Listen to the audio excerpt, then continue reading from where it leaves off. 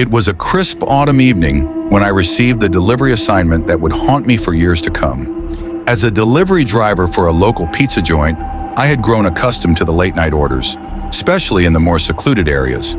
But this one felt different from the start. The address was on Creak Road, a narrow winding path that veered off the main highway and disappeared into the dense woods. The GPS indicated a long driveway, leading to a house that seemed to be miles away from civilization. As I drove, the trees closed in around me, their branches intertwining above to form a canopy that blocked out the moonlight. The further I went, the more isolated I felt. When I finally arrived, the house stood before me like a forgotten relic. Its wooden exterior was weathered and peeling, and the yard was overgrown with weeds and wild vines. A single porch light flickered weakly, casting eerie shadows on the cracked steps. I hesitated for a moment, the hairs on the back of my neck standing up, but duty called. I grabbed the pizza bags and approached the front door. I knocked, but there was no response. I knocked again, louder this time. Still nothing. Just as I was about to turn and leave, the door creaked open slightly. A man stood in the doorway, his face partially obscured by the dim light. "Come in," he said in a low, gravelly voice. I froze. It was customary for customers to meet me at the door, not invite me inside. But before I could protest, he stepped aside, motioning for me to enter. "Just through the kitchen," he murmured.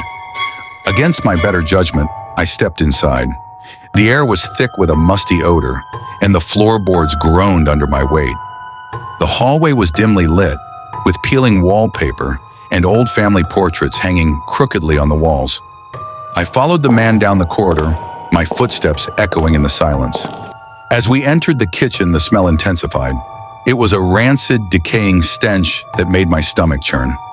I glanced around, trying to locate its source, but the room appeared normal, old but nothing out of the ordinary. Then I heard a soft shuffle from the corner. I turned to see an elderly woman emerging from the shadows. She was naked, her skin pale and sagging, her hair unkempt and wild. She stared at me with vacant eyes, unblinking and unseeing. My heart raced and a cold sweat broke out on my forehead.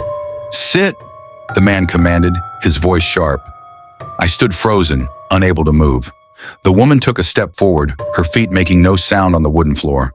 She reached out a trembling hand, and I instinctively took a step back. Her fingers brushed against my arm, cold as ice. "Leave," I whispered, my voice barely audible. But the man stepped closer, blocking my path. "You will stay," he insisted. Panic surged through me. I turned and bolted for the door, my heart pounding in my chest. I could hear the man shouting behind me, but I didn't dare look back. I burst through the front door and ran to my car, fumbling with the keys as I tried to start the engine. Finally, it roared to life and I sped away, not stopping until I reached the safety of the main road. The next day, I returned to the address, hoping to find some explanation for the bizarre encounter. But when I arrived, the house was gone. Not abandoned, gone. There was no sign of a structure ever having been there, just an empty plot of land, overgrown with weeds and brush.